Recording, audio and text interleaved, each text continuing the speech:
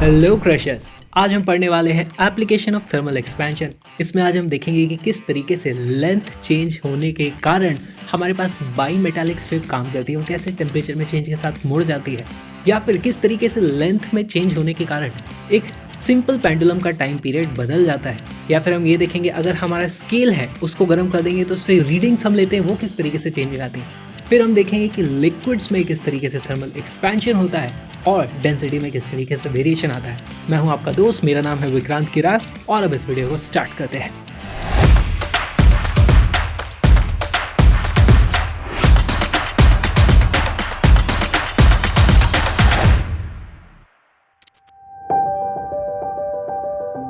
क्रैशअप exist करता है ताकि सभी तक highest quality education absolutely free में पहुंचे, सभी को इक्वल अपॉर्चुनिटीज मिले ताकि सब लोग अपनी अपनी डेस्टिनी खुद बदल सकें, अपने आसपास के लोगों की भी जिंदगी बदल सके। तो अगर आपको लगता है कि आप भी ऐसे ही सोचते हैं तो प्लीज क्रैशअप को सपोर्ट करें। इस QR कोड को स्कैन करें या फिर डिस्क्रिप्शन में जो लिंक है उसके थ्रू भी आप हमें सपोर्ट कर सकते हो। और अब इस वीडियो को स्टार्ट करते हैं। बाई मेटालिक स्ट्रिप, जैसा कि नाम से ही पता चलता है यहाँ पर दो मेटल की स्ट्रिप्स हैं, तो इसका एक बार डायग्राम बनाते हैं। हमारे पास इस तरीके से दो मेटालिक स्ट्रिप हो सकती है, लेकिन यहाँ पर दोनों का मटेरियल अलग अलग होना चाहिए इस तरीके से। अब हमारे पास मान लो एक का α1 है, दूसरी का α2 है, कोफिशिएंट ऑफ थर्मल एक्सपेंशन। और फिर मैं यहाँ पर इसको गर्म करता हूँ इस तरीके से, तो टेम्परेचर राइज होगा। मान लो उस केस में अल्फा की वैल्यूज के कारण इसमें जो लेंथ में चेंज आता है वो इतना आता है, और इस वाली में जो लेंथ में चेंज आना चाहिए वो इतना आना चाहिए, पर ऐसा हो नहीं सकता। वो दोनों रॉड चिपकी हुई हैं तो इस तरीके से वो ज़्यादा लंबी हो नहीं सकती, पर वो लंबी तो होना चाहती है। तो क्या करती है, वो लंबी होना चाहती है, उसके चक्कर में इस तरीके से बेंड कर देती है और हमारे पास बाई मेटालिक स्ट्रिप कुछ इस तरीके से बेंड हो जाती है। देखो, ये नीचे की तरफ मुड़ जाएगी क्योंकि ये ज़्यादा लंबी होना चाहती है, और नीचे वाली छोटी रह जाती है। आप देख सकते हो यहाँ पे इनका अगर कुछ इस तरीके से रेडियस है तो नीचे वाली का रेडियस छोटा है, दूर वाली का रेडियस बड़ा है, तो उसके करस्पॉन्डिंग ये एंगल तो सेम ही है।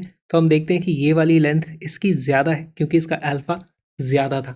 यहाँ पर हम लिख देंगे α1 is more than α2 and temperature is increased.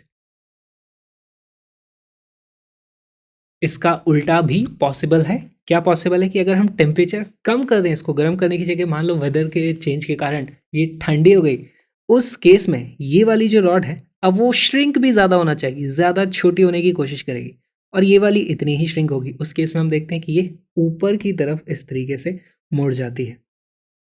तो हमारे पास दोनों ही केसेस हो सकते हैं, वो ऊपर भी मुड़ सकती है या नीचे भी मुड़ सकती है। यहाँ पर भी हम लिखेंगे α1 is more than α2 but temperature is decreased. तो समझ में तो कॉन्सेप्ट आ गया, लेकिन इसमें क्वेश्चंस किस तरीके के आ सकते हैं? बहुत ही सिंपल, एक ही तरीके के क्वेश्चन यहाँ पे पूछे जा सकते हैं आपसे कि ये जो मुड़ गई है उसका कुछ रेडियस ऑफ कर्वेचर होगा, वो रेडियस ऑफ कर्वेचर किस तरीके से हम कैलकुलेट कर सकते हैं। बहुत ही सिंपल सी इसकी कैलकुलेशन है, आओ देखते हैं। हम मानकर चलेंगे कि हमारे पास दो रॉड्स इस तरीके से थी, दोनों की ही लेंथ थी L0 और इसकी भी है L0, दोनों की सेम लेंथ है, लेकिन इसका है α1, इस वाली का है α2। हम मान के चल रहे हैं α1 इज मोर देन α2, तो अब ये इस तरीके से बेंड होने की कोशिश करेगी अगर मैं इसका टेम्परेचर बढ़ाता हूँ। तो जब टेम्परेचर बढ़ने के बाद इसका डायग्राम बनेगा, अभी वो बना लेते हैं। हमारे पास ऊपर वाली में इस तरीके से कुछ कर्वेचर आएगा और नीचे वाली भी कुछ ऐसी होगी। अच्छी बहुत ही पतली सी स्ट्रिप होती है, लेकिन हमें कैलकुलेशंस करनी है, वो समझ में नहीं आएगी, इसलिए मैंने उन सबको थोड़ा थोड़ा चौड़ा बनाया है। यहाँ पर देखो हमारे पास इस तरीके से कुछ एंगल थीटा होगा। क्या हमें यहाँ पर रॉड की ओरिजिनल लेंथ पता है L0, लेकिन हमें और एक डायमेंशन की ज़रूरत पड़ेगी कि इस स्ट्रिप की थिकनेस कितनी है, टोटल स्ट्रिप की, या फिर इंडिविजुअल स्ट्रिप्स की भी थिकनेस कितनी है। तो इस क्वेश्चन में, या फिर हमें जो भी यूजुअली क्वेश्चंस करनी होती है उसमें, मान लो कि ये सभी जो थिकनेस है दोनों की ही इसकी थिकनेस और इसकी थिकनेस, दोनों ही थिकनेस है टी एंड टी। अब यहाँ पर और एक चीज़ देखो, यहाँ पर मीन रेडियस किसको बोला जाएगा? रेडियस ऑफ कर्वेचर अगर हमें पता करना है तो रेडियस ऑफ कर्वेचर कौन सा होगा? हम यहाँ पर इस जगह से रेडियस ऐसे नापते हैं, ये हो जाता है हमारा radius r. This length is going to be r. Alright, अच्छा नीचे वाली जो हमारी स्ट्रिप है इसके लिए मीन रेडियस क्या हो जाएगा?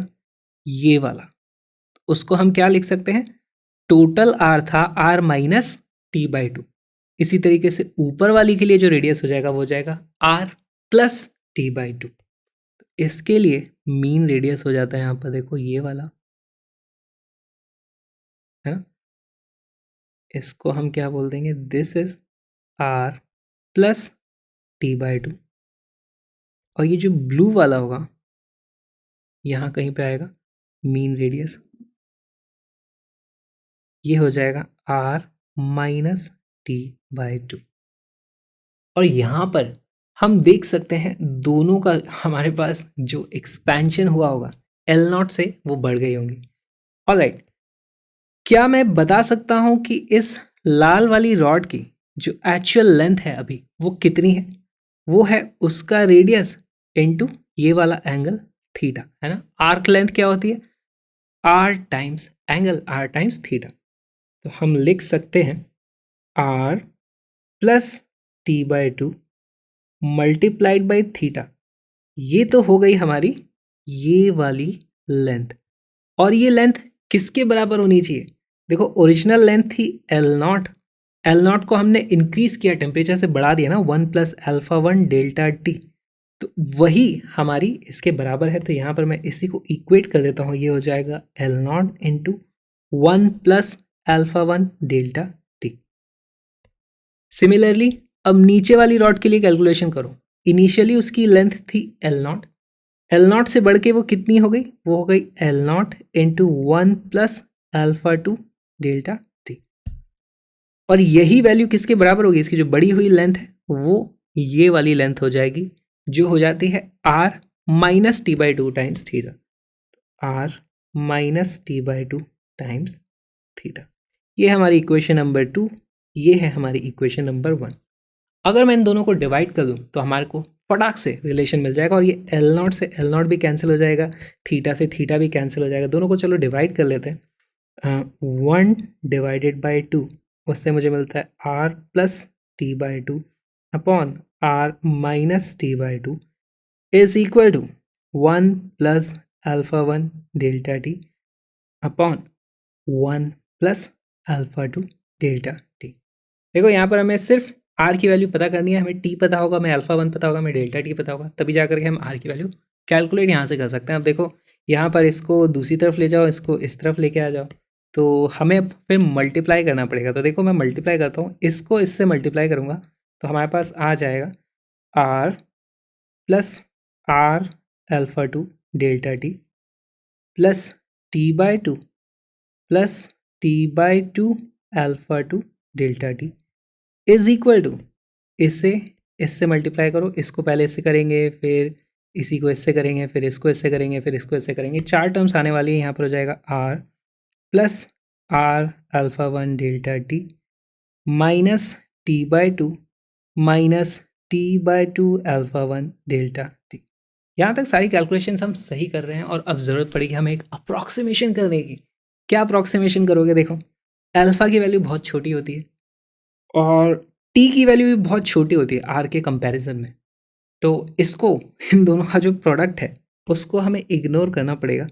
इसको हम मान लेते हैं दिस अप्रोचेस टू ज़ीरो, और सिमिलरली यहाँ पर इन दोनों का जो प्रोडक्ट है उसको हम ऑलमोस्ट ज़ीरो मान लेंगे। दूसरी चीज़ हम देखते हैं आर से आर इस तरीके से कैंसिल आउट हो जाता है, तो हमारे पास वैल्यू बच जाती है टी। देखो दोनों तरफ यहाँ पे टी बाई टू था या माइनस टी बाई टू, दोनों को इस तरफ लेंगे तो एक तरफ बचता है हमारे पास T is equal to R alpha 1 minus alpha 2 delta T. और यहीं से हमारे पास फॉर्मूला आ जाएगा, radius of curvature is equal to T divided by alpha 1 minus alpha 2 delta T. यही हमारा फॉर्मूला है, इसको आपको याद कर लेना चाहिए। फॉर्मूला डायरेक्टली बहुत जगह यूज हो सकता है। अब इसकी फील लेने की कोशिश करते हैं। पहली बात तो एक सोचो क्वेश्चन कि मान लो हमारे अल्फा 1 की वैल्यू बहुत ज़्यादा है 50 और अल्फा 2 की वैल्यू है 0। उस केस में क्या होगा कि जब थर्मल एक्सपेंशन होगा तो अल्फा 2 मतलब इसमें कोई चेंज नहीं होगा और अल्फा 1 में बहुत ज़्यादा चेंज हो जाएगा, यानी कि रेडियस ऑफ कर्वेचर बहुत छोटा होना चाहिए उसका, इसमें ये बहुत ज़्यादा मुड़ जाएगी, है ना। Feel I. नीचे वाली लेंथ हमारी बढ़ नहीं रही है, ये वाली लेंथ बहुत ज़्यादा बढ़ गई है, लेकिन दोनों अलग अलग नहीं हो सकते, तो बहुत ज़्यादा वो इस तरीके से मुड़ जाएगी।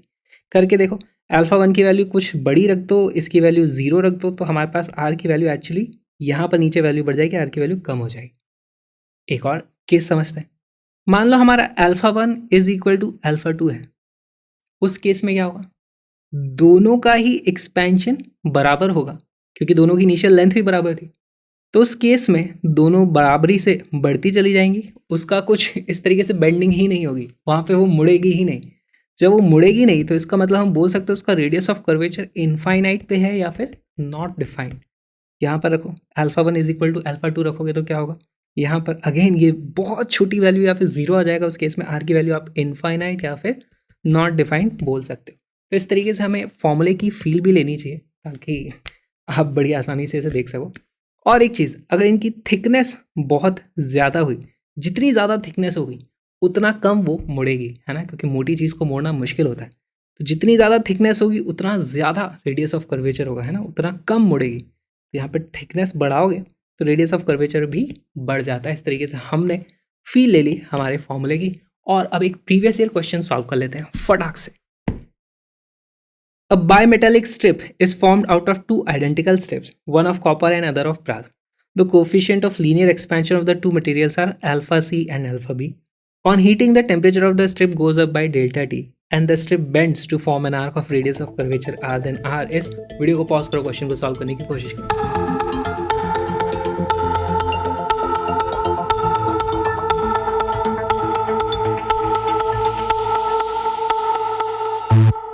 ये एक डायरेक्ट फॉर्मूला बेस्ड क्वेश्चन है और इसके करेक्ट आंसर है बी एंड डी। दो आंसर करेक्ट है इसके। देखो कैसे है, हमारे पास जो फॉर्मूला है, हमारे पास आर की वैल्यू क्या हो जाती है, T upon alpha A minus alpha B delta T. Correct. तो हमारे पास कौन सा जाता है, proportional to no, inversely proportional to delta T. Correct. And proportional to difference of हमारी जो अल्फा है, inversely proportional to difference of the thermal expansion का जो भी कोफिशिएंट होता है। तो यही हमें बस आंसर आना था।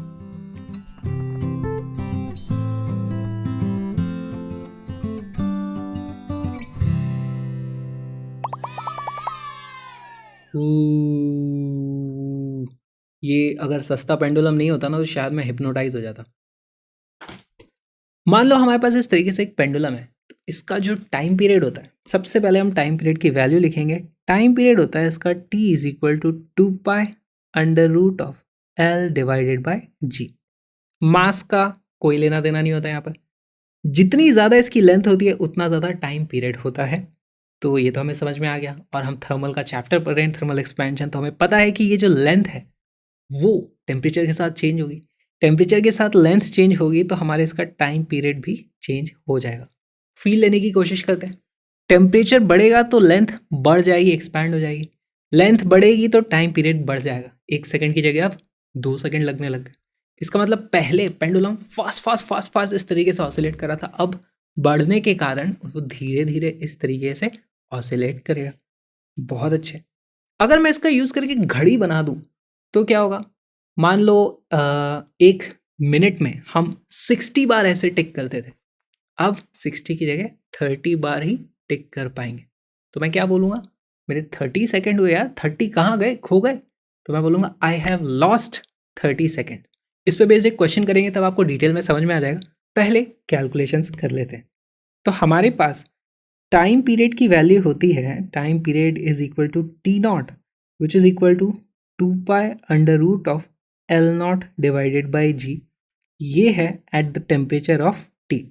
अब देखो यहाँ पर थोड़ा सा डाउट है, टेम्परेचर और टाइम दोनों को TT मैं नहीं लिख सकता, TT हिलना पड़ जाएगा। तो यहाँ पर इसको मैं चेंज करके अब की बार थीटा से रिप्रेजेंट करूंगा। Theta not is our temperature, this is temperature.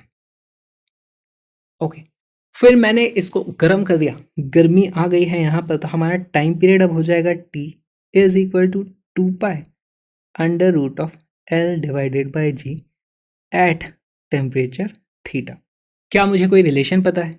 यहाँ पर लेंथ का टेम्परेचर डिफरेंस के हमारे पास डिपेंडेंस पता है। देखो एल की वैल्यू हो जाएगी L is equal to L not 1 plus alpha delta theta. Temperature को हम थीटा से लिख रहे हैं इस बार।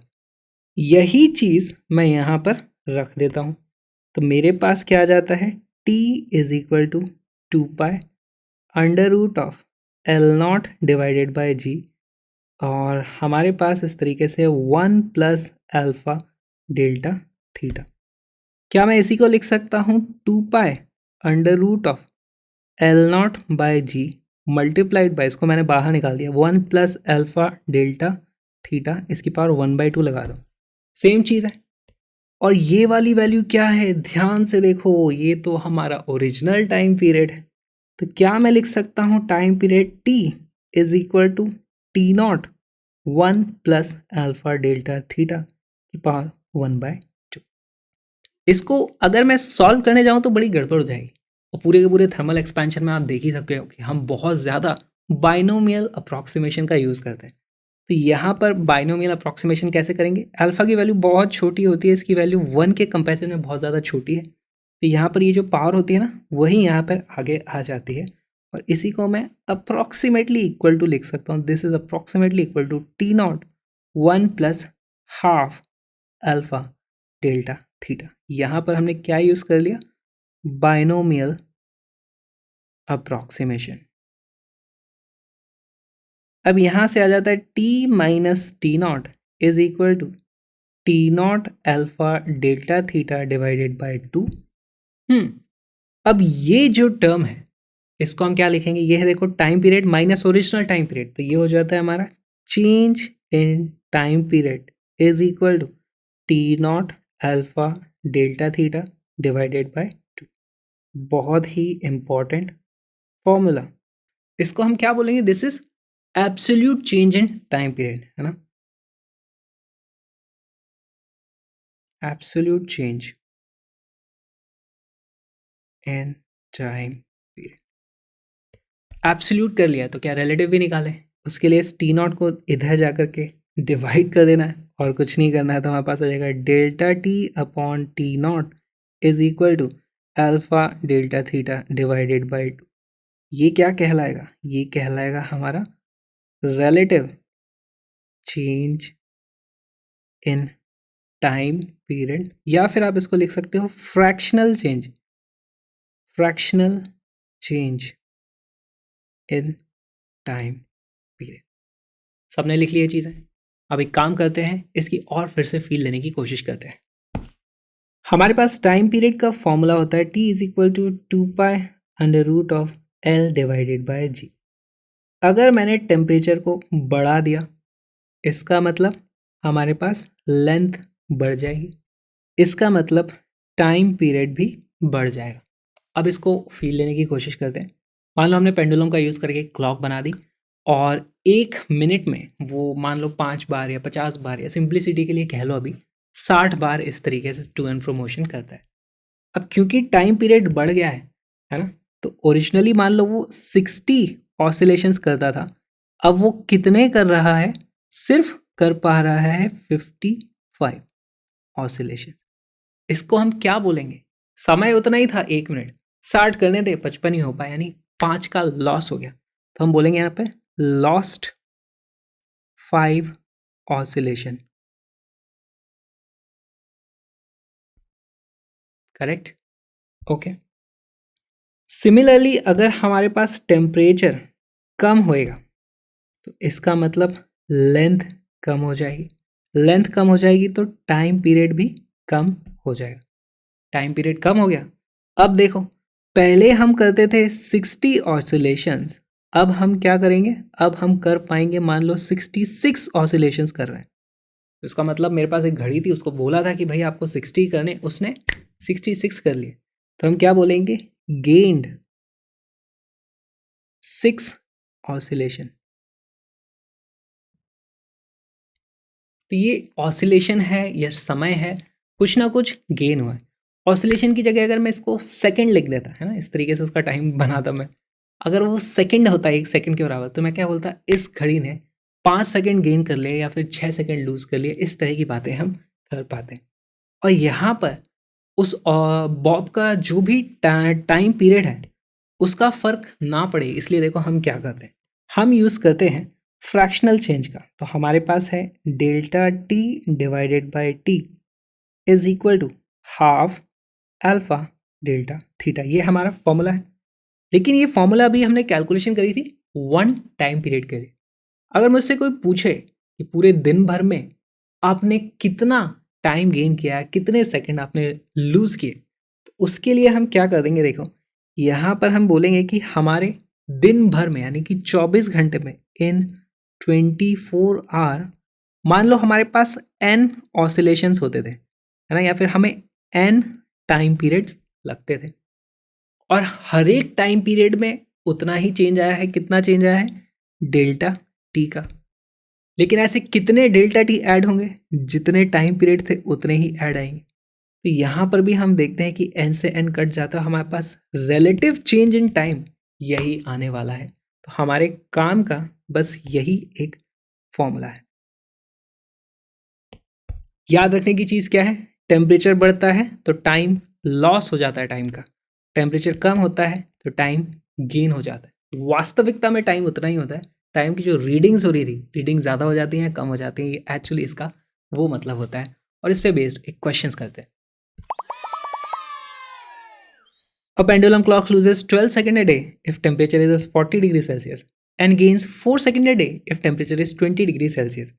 The temperature at which the clock will show correct time and the coefficient of linear expansion of the metal are respectively. तो ये हमें पता करना है। बहुत ही अच्छा सवाल है, वीडियो को पॉज करो, क्वेश्चन को सॉल्व करो।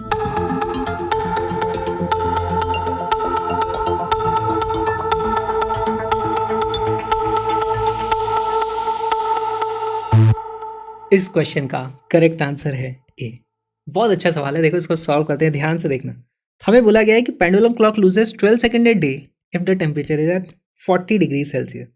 तो हमारे पास loss of 12 second at 40 degree Celsius.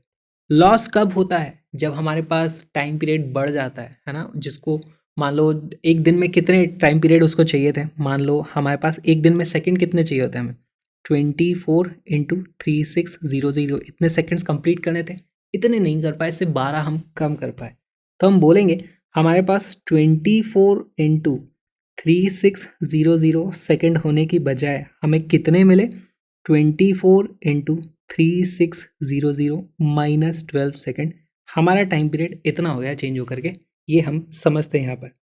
और राइट, इसका मतलब यहाँ पर जो टाइम था जब हमें करेक्ट टाइम पीरियड की वैल्यू मिल रही थी, इसको मैं बोल देता हूँ ये था हमारा टेम्परेचर, इसको मैं बोल देता हूँ दिस वॉज थीटा। ठीक है, थीटा पे कैलिब्रेट करी गई थी क्लॉक, थीटा पे करेक्ट टाइम बताती है। इसका मतलब 40 थीटा से बड़ा है। यहाँ पर हमारी इक्वेशन क्या बन जाएगी? फॉर्मूला लिखते हैं। सबसे पहले हमारे पास फॉर्मूला है delta T divided by T is equal to half alpha delta theta. Delta T कितना है, लॉस हुआ है, सिर्फ मैग्नीट्यूड की बात कर सकते हैं, तो वो है 12 डिवाइडेड बाय हमारे पास फ्रैक्शनल टाइम चेंज की बात करें ना यहाँ पे, तो टोटल टाइम कितना था 24 इंटू 3600, ये हो गया fractional change in time period is going to be equal to half into alpha into change in temperature। कितना हुआ? थीटा से बढ़ के 40 हो गया, यानी यहाँ पर होगा 40 माइनस थीटा। सिमिलरली दूसरे केस में हम क्या लिख सकते हैं, गेन ऑफ 4 सेकेंड एट कितने टेम्परेचर पे हुआ है वो, 20 डिग्री सेल्सियस।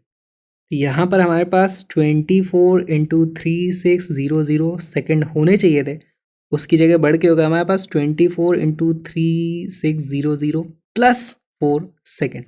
इसका मतलब हमारा टाइम पीरियड छोटा हो गया होगा, जल्दी जल्दी वो इस तरीके से मूव कर रहा होगा, तो वो 4 एक्स्ट्रा सेकेंड्स काउंट करवा पाया उतने ही टाइम में, यानी कि टेम्परेचर कम हो गया होगा।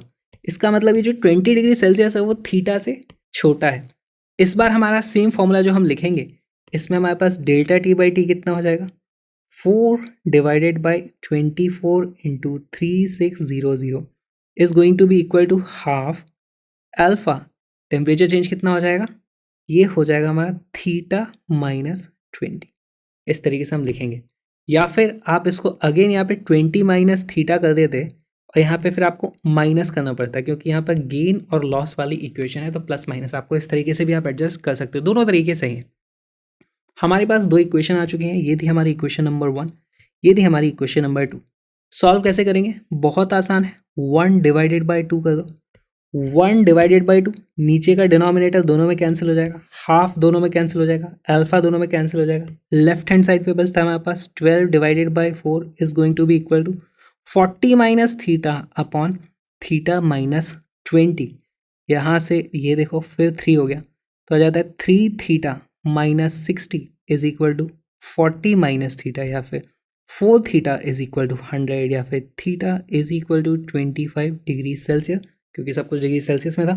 ऑप्शन नंबर ए करेक्ट आ जाता है हमारा। अब आपकी बारी है, ये होमवर्क है आपके लिए। इन दोनों में से किसी भी इक्वेशन में थीटा की वैल्यू आप रख दो, तो आप फिर अल्फा कैलकुलेट कर सकते हो, जिसकी वैल्यू इतनी ही आती है।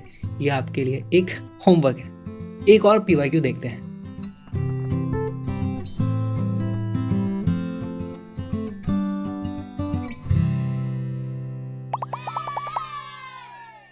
A simple pendulum made of a bob of mass m and a metallic wire of negligible mass has a time period of 2 seconds. If the temperature of the wire is increased and the corresponding change in its time period is plotted against its temperature, the resulting graph is a line of slope s. If the coefficient of linear expansion of metal is alpha, then the value of s is. बहुत अच्छा सवाल है। सिर्फ formula लगा के आपका काम हो जाएगा। फॉर्मूला मैं आपके लिए लिख देता हूँ। हमारे पास जो फॉर्मूला है वो होता है delta T divided by T is equal half alpha delta theta. Video को पॉज करो, क्वेश्चन को सॉल्व करो।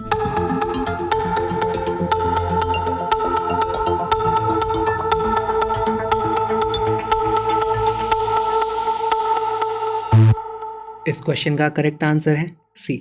देखते हैं कैसा है। देखो पहले तो ये समझो हमें प्लॉट क्या करना है, हमें एक ग्राफ बनाना है। ग्राफ में हमसे पूछा गया है if the temperature wire is increase and corresponding change in its time period is plotted against its temperature.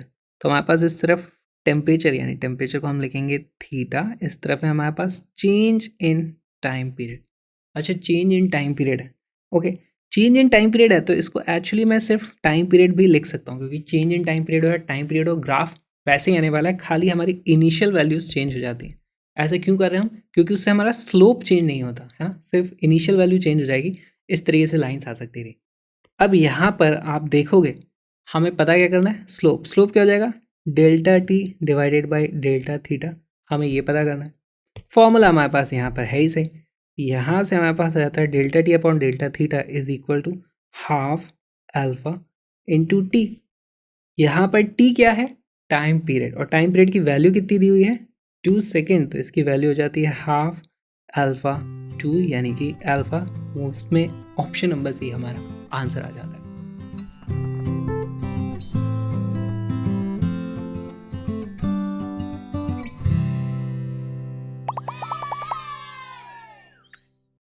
Error in measurement. तो हम मेजरमेंट पहले करते कैसे देख लेते हैं।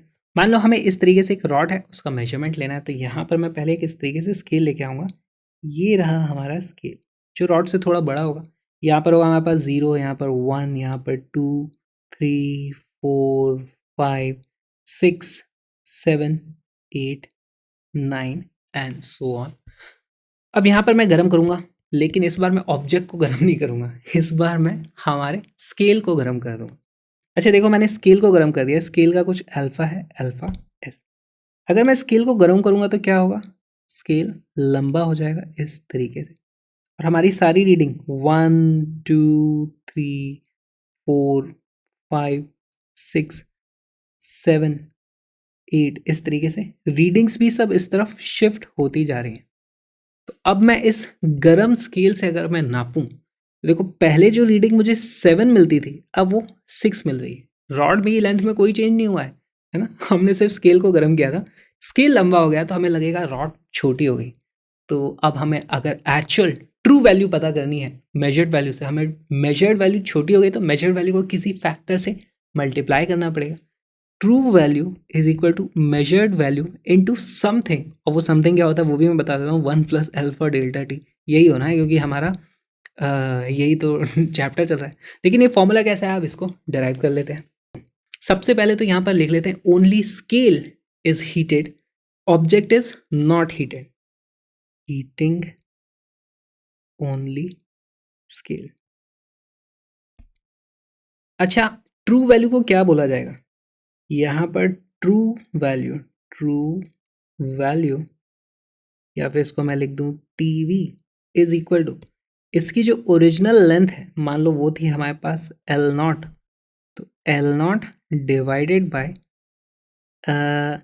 हमारे पास एक डिवीजन की जो साइज है उससे हम इसकी लेंथ को डिवाइड कर देते तो हमारे पास आ जाता था। अच्छा, 7 ऐसे डिविजन्स लिखने वाला है, तो यहाँ पे मैं डिवीजन साइज या फिर डिव साइज, डिव लिख देता हूँ उसको, ओके, या फिर इसको मैं डी लिख देता हूँ, डिवीजन साइज। क्योंकि ये डिवीजन साइज उस वक्त थी जो इसकी नेचुरल लेंथ थी, तो इसको मैं डी नॉट इस तरीके से लिख देता हूँ। अब हमने इसको गर्म कर दिया और अब हम यहाँ पे मेजर कर रहे हैं रीडिंग, तो हम लिखेंगे मेजर्ड वैल्यू या फिर इसको मैं लिख दूँ M V is equal to, देखो इसकी लेंथ में तो कोई चेंज नहीं आया है तो इसको तो मैं एज इट इज लिखूंगा एल नॉट डिवाइडेड बाय, अब हमारे पास डिविजन्स की साइज बढ़ गई है, पहले थे डी नॉट अब बढ़ के हो गए हैं वो डी, तो ये हो गया डी। यहाँ पर एल नॉट, अच्छा डी की वैल्यू कितनी हो जाएगी, ये जो है वो हो जाएगा D not 1 plus alpha delta T, और ये अल्फा किसका यूज़ होगा, स्केल का। इस ऑब्जेक्ट का कोई अल्फा नहीं है, वो तो हम वैसे भी उसको एक्सपैंड करा नहीं रहे हैं अभी, सिर्फ स्केल को हम हीट करके एक्सपैंड करा रहे हैं, तो हमारे पास ये वैल्यू आ गई। और एक चीज़ देखो यहाँ पे L not by D not क्या है, L not by D not ये है हमारी ट्रू वैल्यू, तो यहाँ से हमें पता चलता है M V is equal to T V divided by 1 plus alpha S delta T, या फिर मैं इसी को लिख सकता हूँ true value is equal to measured value into 1 plus alpha S delta T. ये हमारे काम का फॉर्मूला हो गया। अब आप बोलोगे क्या ये फॉर्मूला काम का नहीं था, इसमें कैलकुलेशंस बड़ी मुश्किल हो जाती है। अगर हमें मेजर्ड वैल्यू पता करनी है ट्रू वैल्यू से, तो उसके लिए हम देखो यहाँ पर इसमें बाइनोमियल लगा देंगे, बाइनोमियल अप्रॉक्सीमेशन करोगे तो क्या हो जाएगा, ये जो नीचे वाली टर्म है इसको मैं लिख सकता हूँ T V into 1 plus alpha S delta T की पावर -1, है ना। और अब ये क्योंकि बहुत छोटा है तो -1 यहाँ आ जाएगा, हमारे पास फॉर्मूला आ जाएगा measured value is equal to true value into 1 minus alpha S delta T. ये अप्रॉक्सीमेट फॉर्मूला है, तो ये दो फॉर्मूले हमें याद रखने हैं, ठीक। इससे सारे के सारे काम हो जाते हैं। यहाँ पर एम और टी में कंफ्यूज मत होना, इसकी फील लेने की कोशिश करो। अगर हमने स्केल को गर्म कर दिया तो आप ऐसे समझो बहुत ही ज़्यादा गर्म कर दिया, पहले वैल्यू 7 आ रही थी हमें रीडिंग, हमने इतना गर्म कर दिया कि अब यहाँ पे हमें वैल्यू मिलती है 1, यहाँ पे 2 पहुँच गया, 7 तो बहुत आगे निकल। इस तरीके से देखने की कोशिश करो, तो जो मेजर्ड वैल्यू है वो छोटी है तो उसको किसी फैक्टर से मल्टीप्लाई करके फिर से ट्रू वैल्यू लानी पड़ेगी। तो मेजर्ड वैल्यू छोटी थी, उसको किसी 1 से बड़े नंबर से मल्टीप्लाई करेंगे तभी हमारी ट्रू वैल्यू मिलेगी। इस तरीके से आप फील लेने की कोशिश करो। यहाँ पर एक प्रीवियस ईयर क्वेश्चन सॉल्व करें। Metal scale calibrated at 30 Kelvin measures a rod to be 80 centimeter long on a hot summer day when the temperature is 47 degree Celsius. 300 kelvin है या 47 डिग्री सेल्सियस है, आपको पता करना पड़ेगा यूनिट चेंज करके कि एक्चुअल टेम्परेचर कितना इंक्रीज हुआ है या कितना कम हुआ है। What is the actual length of the rod given alpha S is equal to इतना, ये स्केल का अल्फा दिया हुआ है। वीडियो को पॉज करो, क्वेश्चन को सॉल्व करो।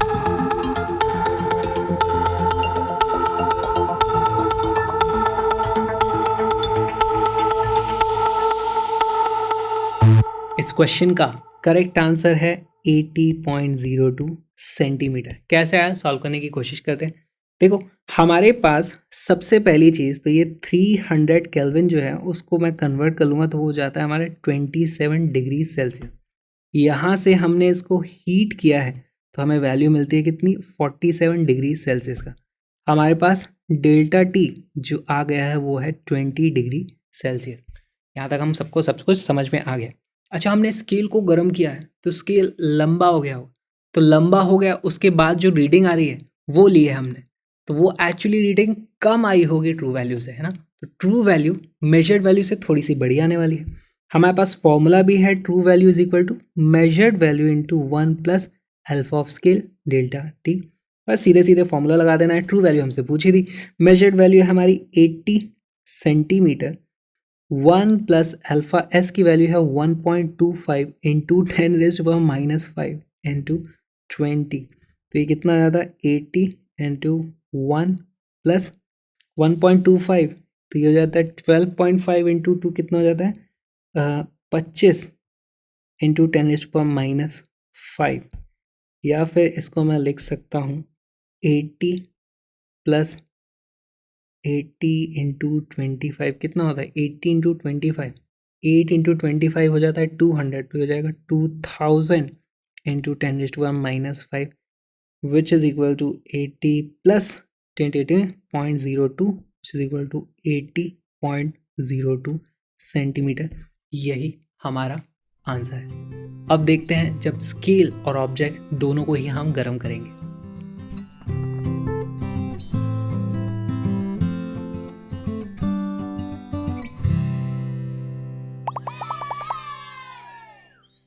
मान लो ये हमारी ऑब्जेक्ट थी जिसकी लेंथ है L0, इसका अल्फा है L ऑब्जेक्ट। हमारे पास एक स्केल भी है यहाँ पर इस तरीके से, इसका था हमारे पास अल्फा ऑफ स्केल।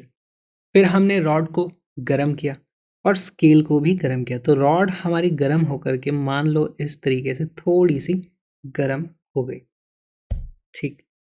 और हमारा जो स्केल है वो भी अब थोड़ा सा गर्म हो जाएगा। देखो स्केल भी जहाँ होना था उससे थोड़ा ज़्यादा ही गर्म हो चुका है। फील लेने की कोशिश करते हैं। अगर मान लो हमारा सिर्फ स्केल बढ़ रहा होता, अगर सिर्फ स्केल का एक्सपेंशन हो रहा होता, तो अभी हमने देखा था कि अगर सिर्फ स्केल का एक्सपेंशन होता, ये यहाँ पर इतना ही रहता, तो हम देखते कि हमारी मेजर्ड वैल्यू ट्रू वैल्यू से कम हो रही है, ठीक है।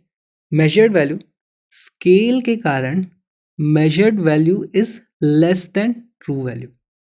और ऑब्जेक्ट अगर एक्सपैंड होती है ऑब्जेक्ट, तो उस केस में मान लो ऑब्जेक्ट एक्सपैंड होकर के इतनी बड़ी हो गई, तो उस केस में हमें मेजर्ड वैल्यू ज़्यादा मिलती है। तो ऑब्जेक्ट एक्सपैंड होती है तो मेजर्ड वैल्यू ज़्यादा आती है ट्रू वैल्यू से। तो हमारे पास ऑपोजिट इफेक्ट हो रहा है, एक बढ़ाने की कोशिश कर रहा है मेजर्ड वैल्यू का, दूसरा मेजर्ड वैल्यू को कम करने की कोशिश कर रहा है।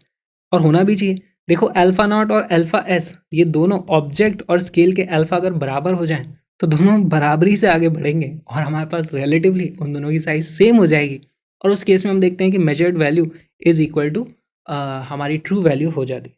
चेक कर लेते हैं कैसे हमें वैल्यू देखनी है। सबसे पहले तो जो ट्रू वैल्यू होगी असलियत में क्या लेंथ है, वो हो जाएगी L0 डिवाइडेड बाय D0। यहाँ पर L0 क्या है, true length, divided by D0 क्या है, डिवीजन साइज। यहाँ पर ये जो एक डिवीजन साइज है वो। फिर उसके बाद जो मेजर्ड वैल्यू होगी वो क्या हो जाएगी, वो हो जाएगी L divided bye D। L भी इंक्रीज हुआ है, D भी इंक्रीज हुआ है। L किस हिसाब से इंक्रीज होगा, वो होगा L0 1 plus alpha of object delta T। और नीचे हमारे पास D बन जाता है D0 into 1 plus alpha of scale delta T। और इसी को दोस्तों ध्यान से देखो, ये क्या है, ये क्या है, ये है हमारी ट्रू वैल्यू। तो this is true value into 1 plus alpha not delta T। और ये जो नीचे वाला है इसको मैं लिख देता हूँ 1 plus alpha S delta T की पावर -1। समय आ गया है दोस्तों बाइनोमियल अप्रॉक्सीमेशन का। कैसे करेंगे, पहली बात तो ये -1 इधर आ जाएगा क्योंकि ये वैल्यू 1 के कंपैरिजन में बहुत ज़्यादा छोटी है। तो this is approximately equal to TV 1 plus alpha not delta T multiplied by 1 minus alpha S delta T। ये क्या हुआ, बाइनोमियल लग गया है यहाँ पर। और एक अप्रॉक्सीमेशन कर लें। अब जब इन दोनों ब्रैकेट्स को हम ओपन करेंगे, दोनों को मल्टीप्लाई करेंगे, 1 इंटू 1 1 ही मिल जाएगा। अगेन ये वैल्यू आ जाती है ट्रू वैल्यू मल्टीप्लाइड बाय 1। फिर ये वैल्यू इस 1 से मल्टीप्लाई होगी, ये वैल्यू इस 1 से मल्टीप्लाई होगी, तो हमें मिल जाता है plus alpha not delta T minus alpha S delta T. और फिर ये दोनों आपस में मल्टीप्लाई होंगे, जो बहुत छोटी वैल्यू आएगी उसको हमें इग्नोर करना पड़ेगा, पर उसकी वैल्यू आती है alpha not alpha S delta T का स्क्वायर। और यहाँ पर इसको हम कर देते हैं इग्नोर। ठीक है, तो हमारे पास दो अप्रॉक्सीमेशन हो गए यहाँ पे, और हमारे पास वैल्यू आ जाती है measured value is equal to true value into 1 plus alpha naught minus alpha s delta t। यही हमारा फॉर्मूला है। अगेन अगर हमें ट्रू वैल्यू पता है तो मेजर्ड वैल्यू निकाल सकते हैं, मेजर्ड वैल्यू पता है तो ट्रू वैल्यू निकालनी होगी। उसके लिए फिर से फॉर्मूला लगा देंगे हम, T V is equal to M V into 1 plus alpha object minus alpha S delta T इसकी पावर -1, है ना। ये वाला इधर जाके डिनोमिनेटर में आता है, तो मैंने उसको फिर से ऊपर करके -1 यहाँ पर लगा दिया। लेकिन अब ये बाइनोमियल अप्रॉक्सीमेशन फिर से कर लो तो ये -1 जो है वो यहाँ आ जाएगा, और हमारे पास इसकी वैल्यू हो जाएगी true value is equal to measured value into 1 plus alpha S minus alpha O delta T. ये हमारे पास आंसर। दो फॉर्मूले हैं, दोनों में से कोई भी एक याद रख लोगे तो आपका काम हो जाएगा। अब इसको फील लेने की कोशिश करो। यहाँ पर ऑब्जेक्ट का प्लस है, स्केल का माइनस है, स्केल का प्लस या ऑब्जेक्ट का माइनस है। इसको समझने के लिए हम क्या करते हैं, मान लेते हैं कि स्केल वाला 0 है, स्केल वाला अल्फा 0 है, तो मेजर्ड वैल्यू क्या हो जाएगी, मेजर्ड वैल्यू ज़्यादा आएगी ट्रू वैल्यू से, है ना। अगर स्केल एक्सपैंड नहीं हो रहा है, सिर्फ ऑब्जेक्ट एक्सपैंड हो रही है, तो मेजर्ड वैल्यू ज़्यादा आती है। तो यहाँ पर हम अगर इसको 0 रख दें तो अल्फा ऑब्जेक्ट के कारण प्लस होता है। तो इस तरीके से आप क्रॉस चेक कर सकते हो अपने कॉन्सेप्ट को, और यही हमारा फॉर्मूला है, यही हमें याद रखना है।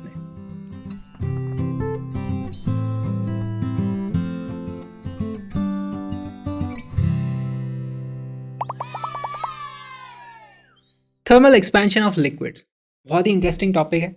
यहाँ पर भी फॉर्मूले सेम होते हैं, इसका भी एक्सपेंशन वैसे ही होता है जैसे कि सॉलिड्स का होता है, लेकिन यहाँ पर एक खास बात है। खास बात क्या है, लिक्विड का अपना खुद का कोई शेप नहीं होता, तो वो बह जाता है ना। मान लो वो किसी कंटेनर में है, हमारे पास इस तरीके से एक कंटेनर है, और उसमें हमने ऊपर तक लिक्विड भरा हुआ, एकदम टॉप तक, इस तरीके से। अब इसको मैं जब गर्म करूँगा, दो केसेस हो सकते हैं, या तो हमारे पास कंटेनर का एक्सपेंशन नहीं हो रहा है या कंटेनर का एक्सपेंशन हो रहा है। दोनों केसेस को देख लेते हैं। If container is not expanding, या फिर एक्सपेंशन ऑफ फ्लूइड ओनली, उस केस में क्या होगा, बहुत ही सिंपल है। हमारे पास V is equal to V not 1 plus gamma delta T. यहाँ पे गामा किसका यूज होगा, लिक्विड का, है ना। This is gamma of liquid. बहुत ही आसान। अच्छा, क्या इस गामा को मैं लिख सकता हूँ, gamma is equal to 3 alpha, ये तो हमारे रिलेशन होते हैं, लेकिन लिक्विड्स में अल्फा वगैरह कुछ होता नहीं, लिक्विड का वॉल्यूम ही एक्सपैंड होता है हमेशा, तो ये चीज़ें हमें नहीं लिखनी है। यहाँ पर जो चेंज इन वॉल्यूम है ना, ये expansion in volume, this is the real expansion in volume. तो यहाँ पर एक्चुअली इसको लिखा जाता है, this is gamma of liquid और गामा रियल। असलियत में इतना एक्सपेंशन हुआ है, लेकिन ज़रूरी नहीं है कि जो असलियत में एक्सपेंशन हो वही हमें दिखाई दे। कई बार दूसरे तरह की चीज़ें होती हैं, जैसे expansion of fluid and container दोनों हो जाए, expansion of fluid and container. तो यहाँ पर आप एक बात बताओ, volume of liquid is equal to volume initial multiplied by 1 plus gamma of liquid delta T. ये तो देखो, जो लिक्विड का एक्सपेंशन हुआ है वो तो दोनों तरफ सेम हुआ है, लेकिन साथ में वेसल का भी एक्सपेंशन हो जाता है ना। तो उसमें मैं लिखूंगा volume of container container is equal to V not, देखो स्टार्टिंग में दोनों का वॉल्यूम हमने बराबर लिया था, 1 plus gamma of container delta T. अब यहाँ पर फिर से हमें दो केस मिल सकते हैं। क्या केस? अगर लिक्विड का गामा ज़्यादा है, जो कि यूजुअली लिक्विड का ही ज़्यादा होता है सॉलिड से, अगर लिक्विड का गामा ज़्यादा है तो लिक्विड का वॉल्यूम ज़्यादा बढ़ जाएगा। लिक्विड का वॉल्यूम ज़्यादा बढ़ जाएगा तो इस तरीके से लिक्विड नीचे फैल जाएगा, है ना। तो जब भी हमारे पास स्पिलिंग ओवर होएगी वहाँ पर हमें ये सब चीज़ें कैलकुलेट करनी पड़ेगी। और स्पिल ओवर कितना होगा? देखो थोड़ा सा इसका वॉल्यूम बड़ा है, पहले वी नॉट था, दोनों एग्जैक्टली कंप्लीट एक दूसरे में थे। फिर ये बढ़ गया, ये थोड़ा ज़्यादा बड़ा होगा, ये थोड़ा कम बड़ा होगा। तो इन दोनों का जो डिफरेंस है वही तो इसमें समा नहीं पाया होगा और यहाँ से इस तरीके से नीचे बह गया होगा। तो यहाँ पे हमें स्पिल ओवर देखना होगा, है ना, या फिर ओवरफ्लो बोल सकते हो आप, उसको कुछ भी बोल सकते हो। तो ओवरफ्लो कितना हुआ है वो हो जाएगा V liquid minus V container. इसकी वैल्यू क्या आ जाएगी? देखो यहाँ पर वी नॉट इंटू वन, ये वी नॉट है और यहाँ पे भी वी नॉट है, ये दोनों आपस में कैंसिल आउट हो जाएंगे। लिक्विड और कंटेनर को जब सब्ट्रैक्ट करो खाली ये वाली टर्म्स हमारी बच जाती हैं। तो ये आ जाता है V not into gamma of liquid delta T minus V not gamma of container into delta T. इसी को मैं लिख सकता हूँ V not into gamma of liquid minus gamma of container into delta T. अब ये बहुत ही इंटरेस्टिंग सी बात हो गई यहाँ पर। क्या हो गई? देखो मैं बैठा हूँ, मेरे पास इस तरीके से कंटेनर है, ओके, मैंने इसको गर्म किया, टेम्परेचर कितना पहुँचा दिया, डेल्टा टी से बढ़ा दिया, और इसमें से थोड़ा सा लिक्विड फ्लो हो गया, इतना लिक्विड फ्लो करके गिर गया। अब मैंने यहाँ पर ज़्यादा ध्यान नहीं दिया, है ना, मैंने खाली देख लिया कि यार इतना फ्लो हो रहा है बाहर, पहले कितना था वी नॉट। तो जो गिरा हुआ अमाउंट है, मेरी बेवकूफ़ी के कारण मैं समझूंगा ऐसा कि सिर्फ लिक्विड का वॉल्यूम उतना ही बड़ा है, ऐसा मुझे दिखा, है ना, जितना बड़ा उतना ही तो गिरेगा। मैंने ये नहीं सोचा कि कंटेनर का भी बढ़ गया था थोड़ा सा। तो जो अपेरेंटली मुझे दिखा, जो मुझे दिखाई दिया, वो ये वाला अमाउंट है। तो मैं क्या लिख दूंगा, जो चेंज इन वॉल्यूम हुआ लिक्विड का उसको मैं बोलूँगा डेल्टा वी अपेरेंट। अपेरेंट का मतलब क्या होता है? जो हमें दिखता है, is equal to V not gamma liquid minus gamma container. ये जो वैल्यू है ना, ये वाली, इसी को मैं लिख देता हूं gamma apparent multiplied by delta T. ये कौन सा है? जब भी हमारा ओवरफ्लो होगा, है ना, तब हमें ये वाला यूज करना होता है। क्लियर? इसका एक सवाल सॉल्व करें। A 500 cc glass tumbler is completely filled with water at 50 degrees Celsius. The setup is heated to 70 degrees Celsius. How much water will spill over if expansion of tumbler is neglected and it is considered? दोनों के हमें gamma और beta दिया हुआ है। तो एक काम करो, वीडियो को पॉज करो, क्वेश्चन को सॉल्व करो।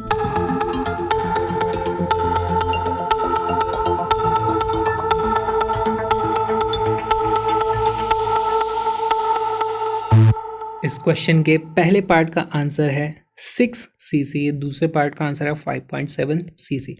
देखते हैं कैसे है। सबसे पहले तो हम पार्ट ए लिख देंगे। पार्ट ए सॉल्व करें। Expansion of the tumbler is neglected. तो जितना भी लिक्विड का वॉल्यूम था और वो एक्सपैंड होगा तो जितना भी एक्स्ट्रा वॉल्यूम आ जाएगा वही नीचे गिर जाएगा। तो इस केस में हम क्या लिख देंगे? हमारे पास जो चेंज इन वॉल्यूम है delta V is equal to V not gamma delta T. Gamma किसका यूज किया जाएगा? लिक्विड का। वैल्यूज रखते हैं। वी नॉट कितना था? 500 cc multiplied by gamma water कितना है? 60 इंटू 10⁻⁻5। और चेंज इन टेम्परेचर कितना है? 50 से 70 गए हैं तो 20 डिग्री सेल्सियस का यहाँ से वैल्यू क्या आ जाती है हमारे पास? देखो 1 2 3 4, 4 जीरो से यहाँ कट जाएगा, या था 0.5 इंटू 6 इंटू 2, ये 2 इंटू 0.5 हो जाता है 1, इस इज इक्वल टू 6। यहाँ पर हमारे पास cc यूनिट आ जाएगी। आंसर आ गया हमारा फटाक से 6 cc। देखते हैं पार्ट बी। पार्ट बी में हमसे पूछा जा रहा है वाटर का कितना ओवरफ्लो हुआ अगर टम्बलर का एक्सपेंशन भी कंसिडर किया गया। तो यहाँ पर हमें यूज़ कौन सा करना होगा, गामा अपेरेंट वाला। तो पहले हम गामा अपेरेंट निकाल लेते हैं। गामा अपेरेंट की वैल्यू कितनी आ जाएगी, ये हो जाती है gamma of liquid minus gamma of vessel या कंटेनर। अच्छा, मुझे गामा ऑफ लिक्विड तो दिया हुआ है 60 इंटू 10⁻⁻5, लेकिन क्या मुझे गामा ऑफ कंटेनर दे रखा है, नहीं, मुझे तो बीटा दे दिया उल्टा। तो क्या मैं बीटा से गामा निकाल सकता हूँ सॉलिड के लिए, मुझे पता है alpha is equal to beta divided by 2 is equal to gamma divided by 3। तो यहाँ से गामा की वैल्यू कितनी आ जाती है 3/2 इंटू बीटा।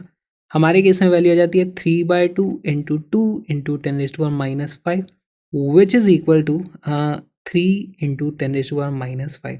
तो ये हो जाता है हमारे पास 57 इंटू 10⁻⁻5 पर केल्विन। यहाँ से हमें पता चल जाएगा वाटर ओवरफ्लो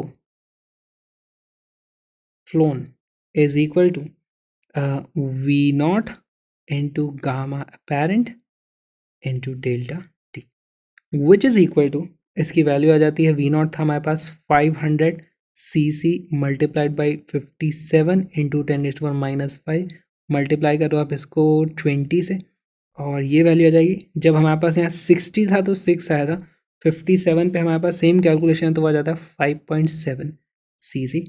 यही हमारा आंसर है। आप इसको इस तरीके से भी कर सकते हो, पहले आप लिख लो कि वाटर का जो ट्रू एक्सपेंशन हुआ है वो तो 6 cc ही हुआ है, फिर आप पता करो कि हमारे कंटेनर का कितना एक्सपेंशन हुआ है तो आपको पता चलेगा 0.3 cc हुआ है ना, और फिर आप उन दोनों को सब्ट्रैक्ट करोगे तो भी आपको यही आंसर आने वाला है।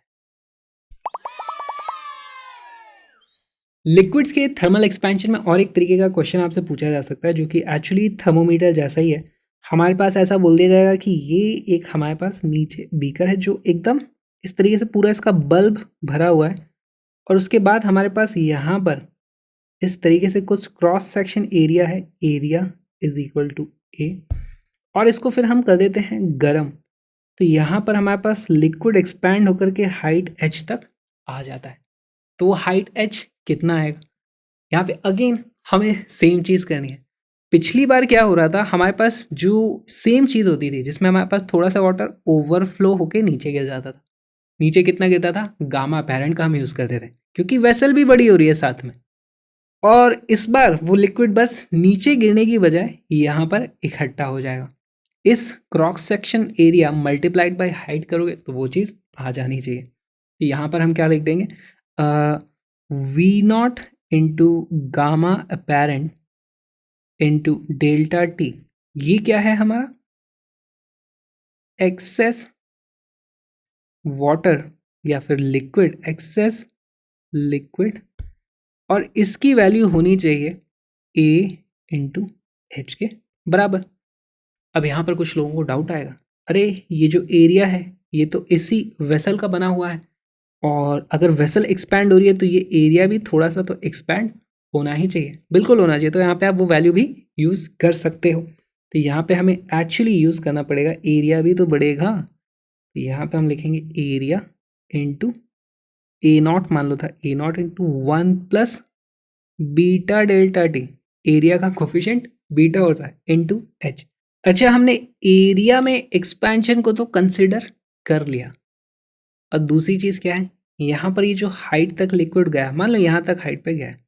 अब इसमें भी दो चीज़ें हो सकती हैं, किस किस को पता चल गया क्या दो चीज़ें, इस हाइट को जो हम मेजर कर रहे हैं तो हमारा स्केल यहाँ बाहर कहीं पे था, या फिर हमने इसी पे रीडिंग्स बना रखी थी। दोनों में अंतर क्या है, अगर स्केल बाहर था तो स्केल का एक्सपेंशन नहीं हो रहा है, अगर हमने इसी के ऊपर रीडिंग्स लिखी हुई थी तो उनका भी एक्सपेंशन हो रहा है। तो वहाँ पे मेजर्ड वैल्यू कुछ होगी, फिर हमको ट्रू वैल्यू निकालनी पड़ेगी, तो चीज़ें बहुत कॉम्प्लिकेटेड हो जाएंगी। तो आप इसको इग्नोर कर सकते हो क्योंकि क्वेश्चंस आपसे यूजुअली पूछाएंगे तो इसी तरह के पूछे जाएंगे। और अगर हमें डिटेल कैलकुलेशन करनी है तो बस लास्ट पार्ट देख लेते हैं जहाँ पे हम ये सारे इफेक्ट को भी कंसिडर करेंगे।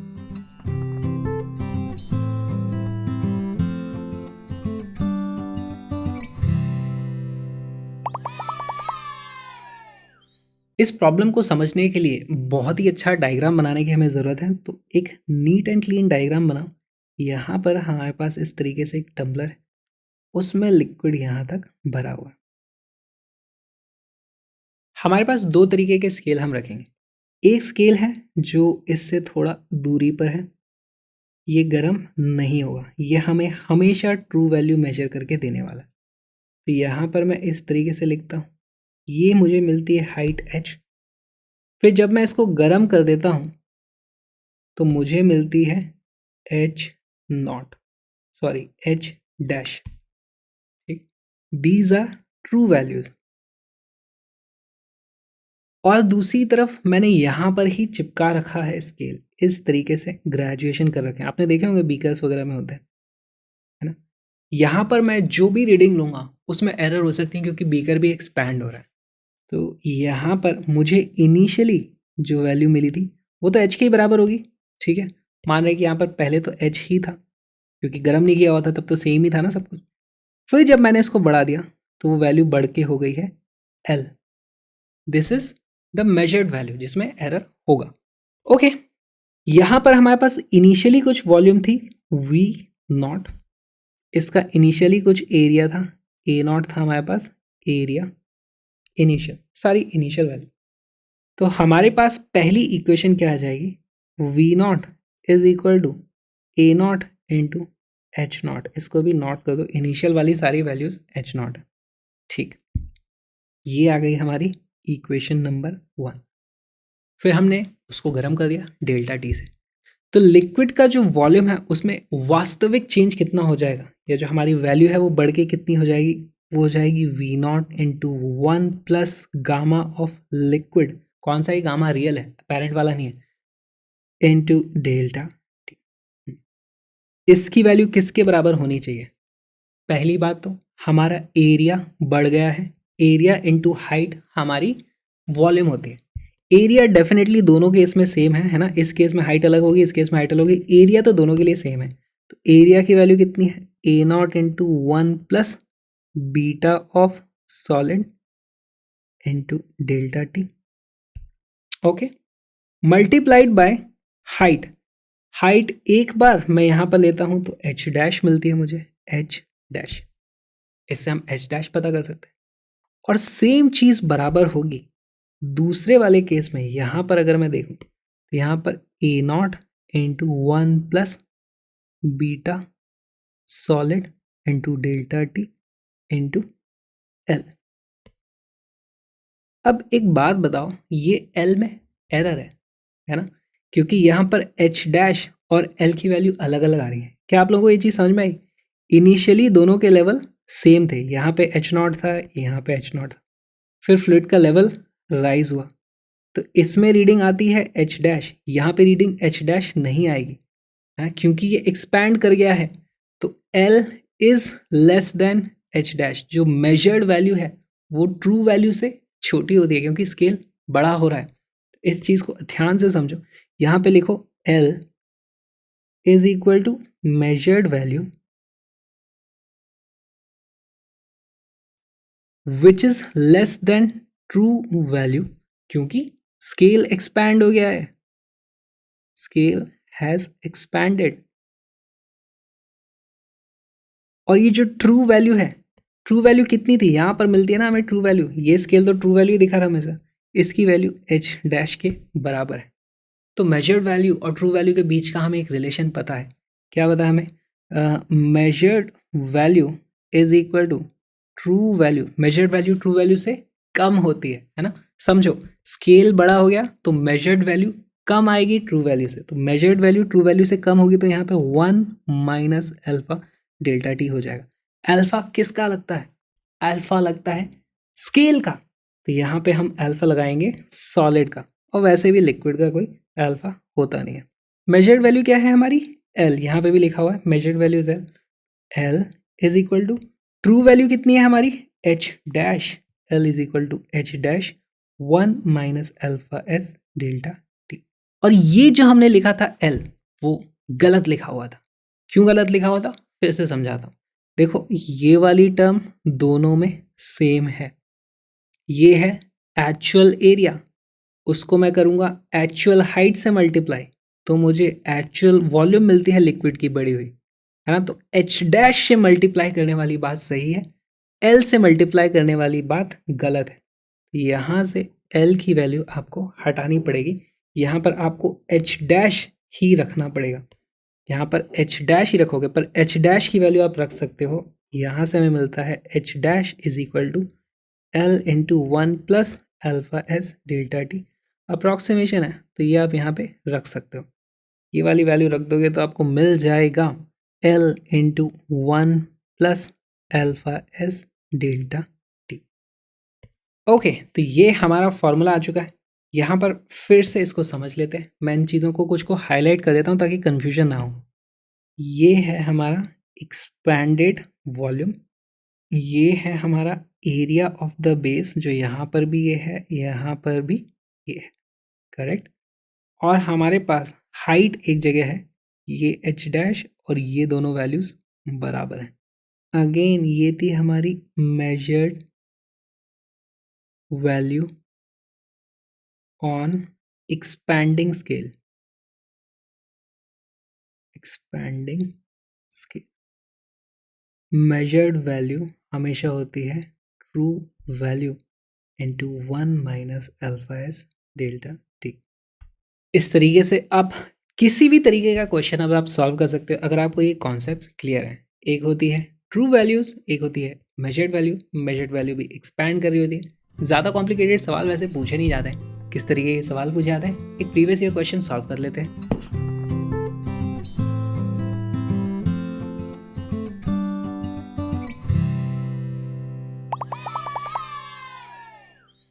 A Bakelite beaker has volume capacity of 500 cc at 30 degrees Celsius. When it is partially filled with Vm volume at 30 degrees Celsius of mercury, it is found that the unfilled volume of the beaker remains constant as the temperature is varied. ये तो बहुत ही simple question हो गया। हमारे पास इस तरीके से कुछ बीकर है जिसकी कैपेसिटी है 500 cc और उसमें कुछ लिक्विड भरा हुआ है यहाँ पर, जिसको मैं क्या बोल देता हूँ Vm। अच्छा, ये भी गिवन है। और हमें बोला जा रहा है कि the Anfield volume of the beaker remains constant. ये वाला वॉल्यूम हमेशा कांस्टेंट है। कैसे कांस्टेंट है? जब इसको गर्म करेंगे तो बीकर का भी कुछ वॉल्यूम बढ़ेगा, लिक्विड का भी वॉल्यूम बढ़ेगा, और दोनों का डिफरेंस है वो हमेशा सेम रहता है। वीडियो को पॉज करो, क्वेश्चन को सॉल्व करो, हमें पता लगाना है कि Vm की वैल्यू कितनी है।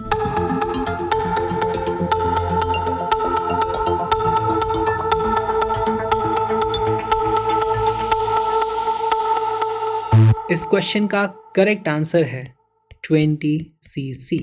कैसा है? बहुत ही आसान है। इसको चलो सॉल्व करते हैं। देखो, एट 30 डिग्री सेल्सियस मुझे पता है volume of vessel is equal to 500 cc, volume of mercury is equal to Vm। तो मैं बोल सकता हूँ वॉल्यूम ऑफ एयर, या फिर एम्प्टी बोल दो, Vmt is equal to volume of vessel minus volume of mercury, which is equal to 500 minus Vm।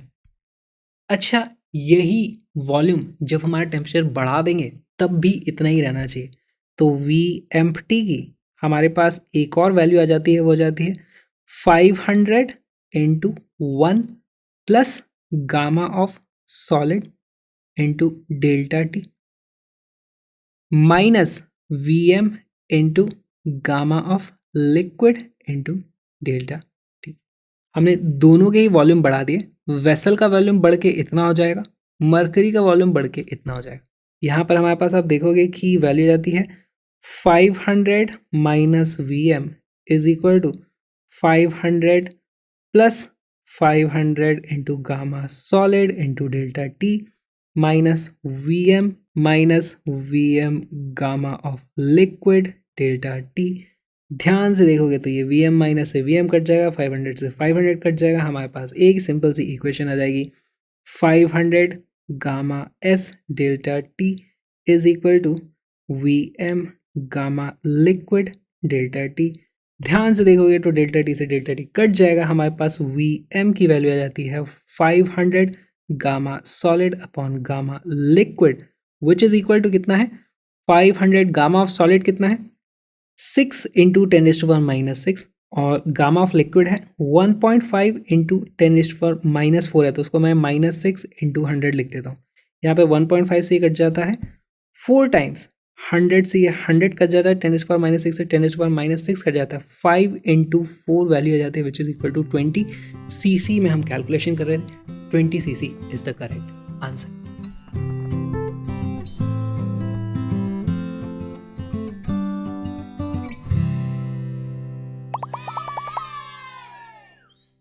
Density and temperature.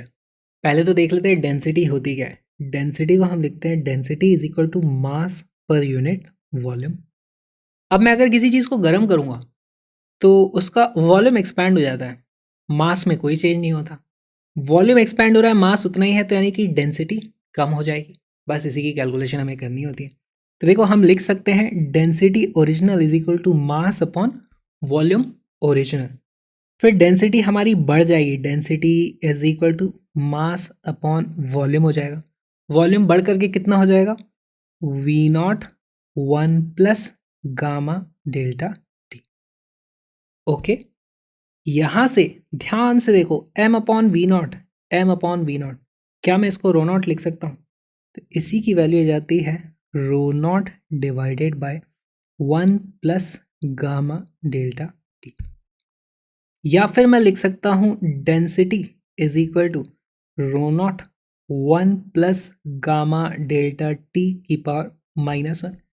आ गई हमारी फेवरेट चीज, कर दो बायनोमियल अप्रोक्सीमेशन। यहां से इसकी अप्रोक्सीमेट वैल्यू हो जाएगी rho naught 1 minus gamma delta T. Binomial approximation में हम क्या करते हैं, क्योंकि ये वैल्यू 1 से बहुत ज़्यादा छोटी है तो ये -1 एज इट इज यहाँ पर रहता है। हमने क्या किया है, बायनोमियल अप्रोक्सीमेशन। ऑलराइट, तो हमारे पास एक फॉर्मूला आ गया, rho is equal to rho naught 1 minus gamma delta T. ये फॉर्मूला आपको याद होना चाहिए।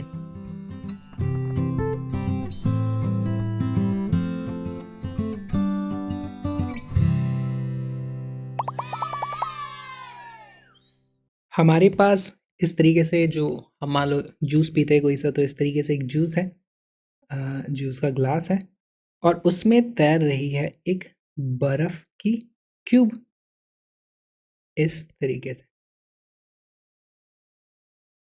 अब क्योंकि बर्फ एक सॉलिड है तो उसमें हम मान लेंगे कि उसमें जो वॉल्यूम में चेंज होता है वो लिक्विड के कंपैरिजन में बहुत ही कम होता है, तो उसकी हम अप्रॉक्सीमेटली इग्नोर कर देंगे कि उसकी वॉल्यूम में कोई चेंज नहीं हो रहा है।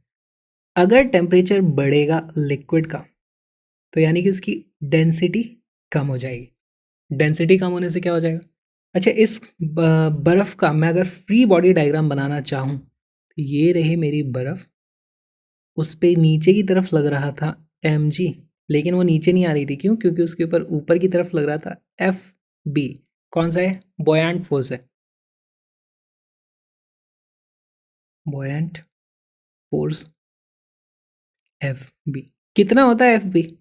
FB की वैल्यू होती है रो वी जी। रो किसका होता है? Rho of liquid into volume displaced into G. अच्छा, यहाँ पर डेंसिटी और वॉल्यूम है लिक्विड का, यहाँ पर जो लिक्विड की वॉल्यूम डिस्प्लेस हुई है, सिर्फ इतनी सी वॉल्यूम का हम यूज़ करते हैं। जी तो हमेशा कांस्टेंट रहता है। एफ बी की वैल्यू एम जी के बराबर होनी है, ये एम जी में भी कोई चेंज नहीं हो रहा है, ग्रेविटेशनल फोर्स तो उतना ही लगने वाला है। तो हम देख लेते हैं यहाँ पर कि अगर डेंसिटी कम होगी तो ये डिस्प्लेस्ड वॉल्यूम को बढ़ना पड़ेगा, तभी जाकर के इक्विलिब्रियम में रहेगा। डिस्प्लेस्ड वॉल्यूम बढ़ने का मतलब क्या है कि ये जो वॉल्यूम डूबा हुआ है वो बढ़ेगा। इसका मतलब इफेक्टिवली हमारी बर्फ को नीचे आना पड़ेगा। ये लेवल बर्फ पे अगर मैं रीडिंग्स मार्क कर दूं तो वो रीडिंग इस तरीके से हम देख सकते हैं कि बर्फ ऊपर आ रही है या नीचे जा रही है। अगर टेम्परेचर बढ़ा है तो डेंसिटी कम होगी और हमारे पास more volume will be submerged in the liquid. अब इसी का और एक केस बनाते हैं। देखो हमारे पास यहाँ पर इस तरीके से एक कंटेनर है, उसमें पानी है और यहाँ पर एक क्यूब है। इस तरीके से क्यूब में हमने बना रखी है मार्किंग्स इस तरीके से। यहाँ पर नीचे है 0, है ना, यहाँ पर 0 है मार्किंग, यहाँ पे मान लो है 10। ओके, मैं नापता हूँ कि यहाँ पर लेवल क्या है, तो लेवल कैसे रीड करूँगा, यहाँ पे जो भी रीडिंग है उसके हिसाब से मैं नाप लूँगा कि लेवल क्या है। ओके, पहला केस यहाँ पर हमारे पास गामा ऑफ सॉलिड, यहाँ पे गामा ऑफ लिक्विड, ठीक है। Temperature is increased, temperature is increased. Okay, पहला केस हमारे पास gamma of liquid is more than gamma of solid. इस केस का मतलब क्या हुआ, गामा ऑफ लिक्विड ज़्यादा है, लिक्विड में ज़्यादा एक्सपेंशन होगा, तो इसकी डेंसिटी ज़्यादा गिर जाएगी। ओके, इसका फील लेने के लिए क्या करें, गामा ऑफ लिक्विड बहुत ज़्यादा मान लो और गामा ऑफ लिक्विड सॉलिड को आप ऑलमोस्ट 0 मान लो। तो फिर मैं इसको थोड़ा सा गर्म करूँगा तो क्या हो जाएगा, इसकी वॉल्यूम में तो कोई चेंज नहीं होएगा, लिक्विड अचानक से बहुत ज़्यादा एक्सपैंड हो जाएगा, उसकी डेंसिटी बहुत ज़्यादा कम हो जाएगी, है ना, डेंसिटी बहुत कम हो जाएगी, तो ये डिस्प्लेस्ड वॉल्यूम को बढ़ना पड़ेगा। डिस्प्लेस वॉल्यूम बढ़ेगा यानी कि यहाँ पर एरिया तो उतना ही है, यहाँ पर लेवल जो है वो राइज होता हुआ दिखेगा, तभी ये डिस्प्लेस वॉल्यूम बढ़ जाएगा। तो हम क्या बोलेंगे, इसका मतलब हुआ कि लेवल इंक्रीजेस। दूसरा केस देखते हैं, gamma of liquid is equal to gamma of solid. इस केस में क्या होगा, दोनों के गामा बराबर है, तो अब इसको आप पूरे सिस्टम को गर्म कर रहे हो तो सब में रिलेटिवली सेम चेंज आएगा, दोनों की डेंसिटी कम होगी लेकिन रिलेटिवली बराबर होगी। तो आप देखोगे यहाँ पर एक्चुअली लेवल में कोई चेंज नहीं आएगा, लेवल रिमेन्स अनचेंज्ड।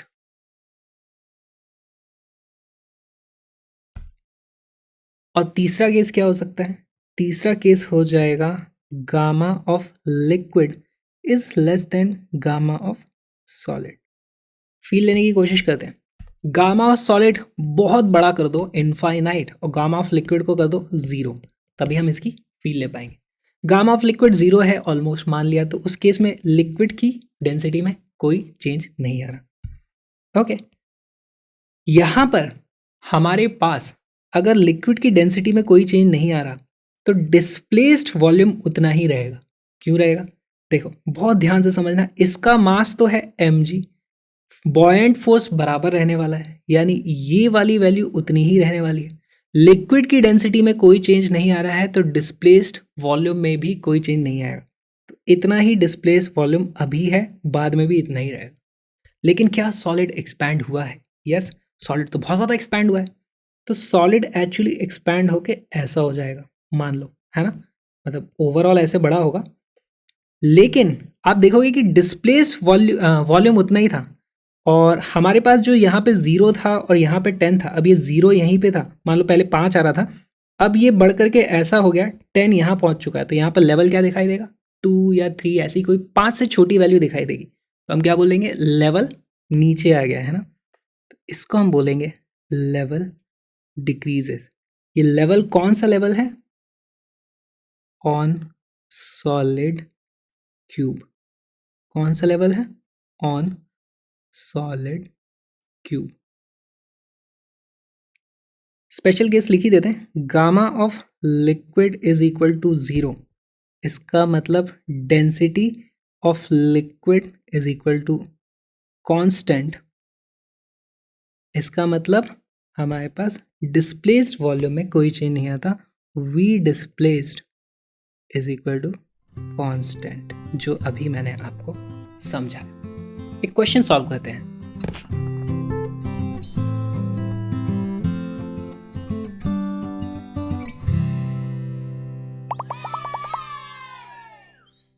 बहुत ही आसान सवाल है ये, एक लीक प्रूफ सिलेंडर है हमारे पास जिसकी लेंथ है 1 metre, made of a metal which has a very low coefficient of expansion.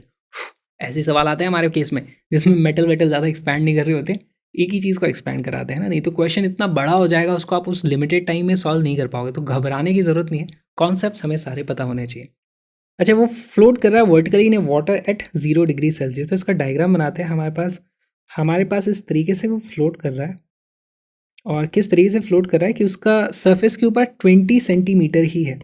तो हमारी ये सरफेस है, सरफेस के ऊपर है 20 cm, तो नीचे कितना हो जाएगा 80 cm। बहुत खूब। When the temperature of water is increased to 4 degrees Celsius, the height of the cylinder above water surface becomes 21। अब हमारे पास सेकंड केस में कुछ ऐसा आ जाएगा, ऊपर वाली लेंथ बढ़ गई है इस तरीके से, ये अब हो गई है 21 सेंटीमीटर, ये हो गया है हमारे पास 79 सेंटीमीटर। क्या इस डायग्राम को देख करके आप बता सकते हो हमारा डिस्प्लेस्ड वॉल्यूम बड़ा है या कम हुआ है? डिस्प्लेस्ड वॉल्यूम कम हो गया है, लेकिन बॉयंट फोर्स तो mg के बराबर ही होगा। नीचे लगा होगा mg, ऊपर लगा होगा f बॉयंट, वो mg यहाँ पर अभी भी उतना ही है, यहाँ पर भी f बॉयंट उतना ही है। f बॉयंट कितना होता है? Rho into volume displaced into gravity. ये चेंज नहीं हुई है, ये चेंज हो गया, ये एक्चुअली कम हो गया, यानी कि डेंसिटी बड़ी होगी। और हम जानते भी हैं 0 डिग्री सेल्सियस से 4 डिग्री सेल्सियस पे आते हैं तो डेंसिटी वाटर की बढ़ती है। तो ठीक है, अब एक काम करो, हमें बताना है कि the density of water at T = 4 degree Celsius relative to the density at T = 0 degree Celsius is close to. ये था हमारा 0 डिग्री सेल्सियस, ये है हमारा 4 डिग्री सेल्सियस। हमारे पास ये थी रो नॉट, ये है हमारे पास रो। हमें पता करना है रो डिवाइडेड बाय रो नॉट की वैल्यू कितनी होने वाली है। वीडियो को पॉज करो, क्वेश्चन को सॉल्व करो।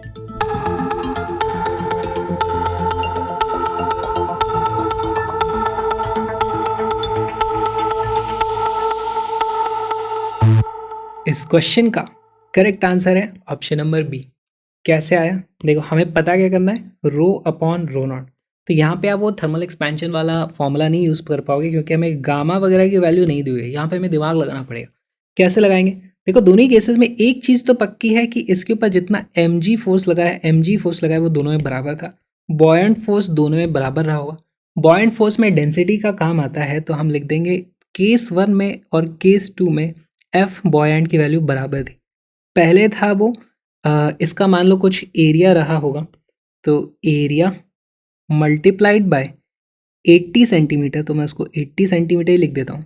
ये हो गया हमारा displaced volume into density of liquid जो था rho naught into G is equal to, बाद में कितना हो जाएगा, एरिया में कोई चेंज नहीं आया क्योंकि हमारा सिलेंडर नहीं बड़ा हो रहा है, तो एरिया उतना ही है।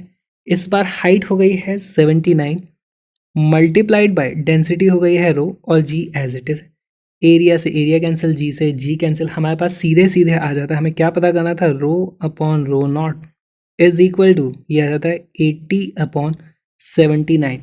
तो ये 1 से थोड़ी बड़ी वैल्यू आ रही है। डेफिनेटली सी इसका आंसर नहीं है, लेकिन इन तीनों में से कोई सा भी आंसर हमारे पास हो सकता है। ये कैलकुलेशन कैसे करोगे? बाइनोमियल अप्रॉक्सीमेशन कैसे करेंगे? देखो, इसको मैं क्या लिख सकता हूँ, इसको मैं लिख दूंगा 80/80 1 - 1/80।